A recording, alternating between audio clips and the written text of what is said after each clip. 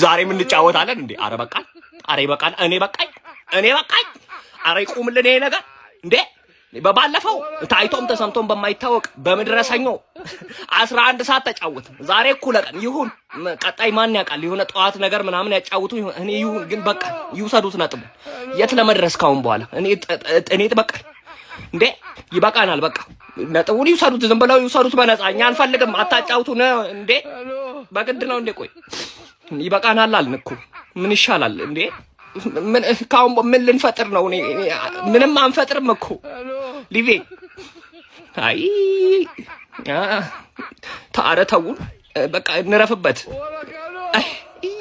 የጨዋታ ቀን ይላል። እንዴት ናችሁ ሊቨርፑልያን? ዛሬ ቀን 8 ሰዓት ተኩል ሲል ኃያሉና ውዱ ክለባችን ሊቨርፑል ከቼልሲ ጋር 36ኛ ሳምንት የእንግሊዝ ፕሪሚየር ሊግ ጨዋታውን እንግዲህ የሚያደርግ ይሆናል። ያው እንግዲህ ይሄ ጨዋታ እጅግ በጣም ትልቅ ጨዋታ ነው። ያው እንደምታውቁት ቼልሲ ሰሞኑኛ ብቃቱ እንግዲህ ምንም ተከታታይ የእንግሊዝ ፕሪሚየር ሊግ ነጥብ ቢጥልም ማለት ነው። እንደሚታወቀው ቼልሲ ለኛ ደግሞ የሚተኛም ክለብ አይደለም። በዛ ላይ በጣም የውጤት ማጣት ቀውስ ውስጥ ያለ ክለብ ስለሆነ የዛሬውን ጨዋታ በእርግጥ ቀለል አድርገን መመልከት የለብንም። ቢሆንም ክለባችን ሊቨርፑል ይሄንን ጨዋታ ሞር አድቫንቴጅ አለው፣ ያው አንፊልድ ላይ ስለሆነ ማለት ነው።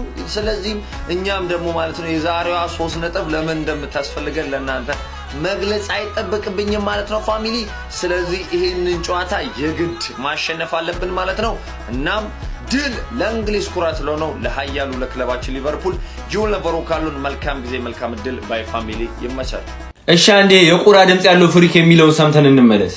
ስጠብቅሽ ኖሬ ስናፍቅሽ ኖሬ እጅግ በጣም ደስ ብሎኛል ስለተገኘን ዛሬ። ከመሸነፍ በላይ ያንተን ድምጽ መስማት ያማል። ከመሸነፍ በላይ ነው ያንተ ድምጽ። በጣም ነው የምትሰረስረው። በእናትህ እኛ የአሰልጣኝ ስቃይ ላይ ነን ብለን በጣም እንጨናነቃለን። ይሄን ድምጽ ይዘህ ትመጣለህ። ከቲም በላይ ትረብሻለህ አንተ። እንዴ ምን አይነት ድምጽ ነው ያለ?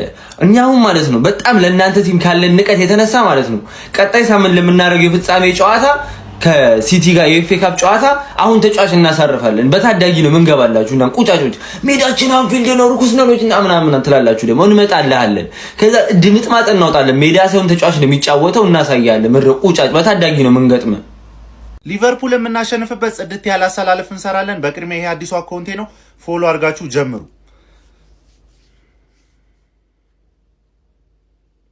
ምን እየጠበክ ነው ቀልደኛ? ሰበርና እጅግ አስደሳች የሆኑ ሁለት መረጃዎች ለመድፈኞቹ አርሰናሎችና ለሲቲዝኖቹ ለማንቸስተር ሲቲዎች በዚህ ሰዓት ተሰምቷል።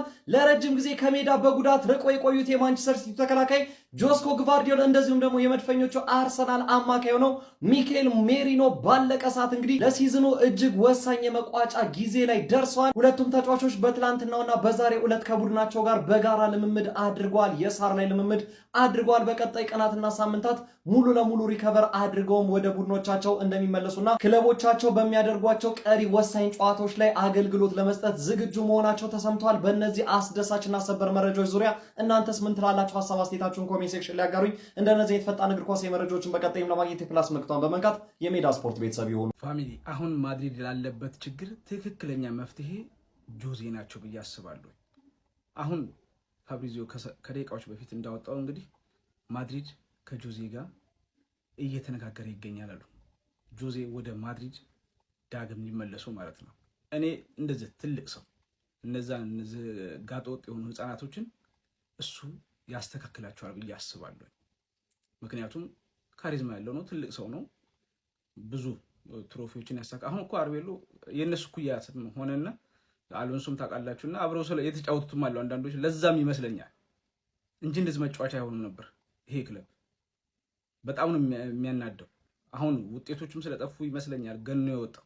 ግን ደግሞ ማድሪድም ስለሆነ ነው ሚዲያው። ሁሉም ክለቦች ውስጥ እኮ ተጫዋቾች በትሬኒንግ በልምድ ቦታዎች ይጣላሉ ምናምን፣ ግን ማድሪድ ስለሆነ ይመስለኛል ገኖ የወጣው። ትልቅ ክለብ ነው ደግሞ ትሮፊም ስለሌለ ይሄን አመት በጣም ከባድ ሆኗል።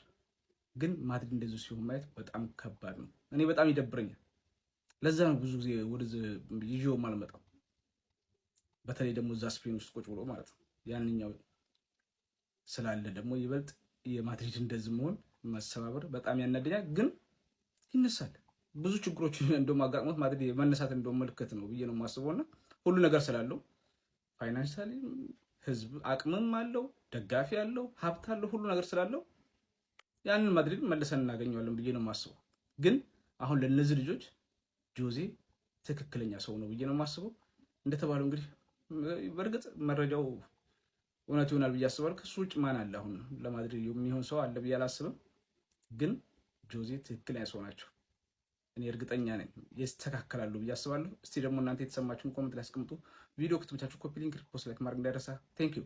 ኤንዞ ፈርናንዴዝ ወደ አርሰናል አዳዲስ መረጃዎች እየወጡ ይገኛል። መረጃዎቹን ባጭሩ እንመልከት። እንደተለመደው ቪዲዮ የመጣላችሁ ሰዎች ፎሎ፣ ኮፒ ሊንክ፣ ላይክ እያደረጋችሁ እስከ መጨረሻው እንድትከተሉ ጋብዛችኋል። በመጀመሪያም ቢቢሲ ስፖርትን ጨምሮ አብዛኞቹ የዜና ምንጮች እንደዘገቡት ከሆነ ክለባችን የተጫዋቹ ሁኔታ በጣም በቅርበት እየተከታተለ እንደሆነ ዘግቧል። ነገር ግን የክለባችን የመጀመሪያ ምርጫ ኤንዞ ፈርናንዴዝ እንዳልሆነና ሌሎች ተጫዋቾችን እየተመለከቱ እንደሆኑ ቢቢሲ ስፖርት ዘግቧል። ቼልሲዎችም ተጫዋቹን መሸጥ አይፈልጉም። ነገር ግን ተጫዋቹን የሚሸጡት ከሆነ ከተጫዋቹ ዝውውር ላይ 150 ሚሊዮን ዩሮ እንደሚፈልጉ የቢቢሲ ስፖርት መረጃ አሳይቷል። ነገር ግን ቼልሲዎች ለተጫዋቹ የጠየቁትን ገንዘብ የሚቀንሱ ከሆነ ክለባችን ሙሉ በሙሉ ወደ ዝውውሩ ሊገባ እንደሚችል አንዳንድ መረጃዎች ዘግበዋል። ክለባችን በተጨማሪም በርካታ አውሮፓ ላይ ያሉ ክለቦች ተጫዋቹን ማስፈረም ይፈልጋሉ። ነገር ግን አሁን ላይ መታወቅ ያለበት ነገር ክለባችን የመጀመሪያ ምርጫ ኤንዞ ፈርናንዴዝ እንዳልሆነና ክለባችንም ለተጫዋቹ እስከ 150 ሚሊዮን ዩሮ የማውጣት ምንም አይነት እቅድ እንደሌለው መረጃዎች ጨምሮ ዘግበዋል። ኤንዞ ፈርናንዴዝን በተመለከተ ያሉት መረጃዎች እነዚህን ይመስላሉ። ወደ በኋላ ደግሞ በሌሎች መረጃዎች የምንገናኝ ይሆናል።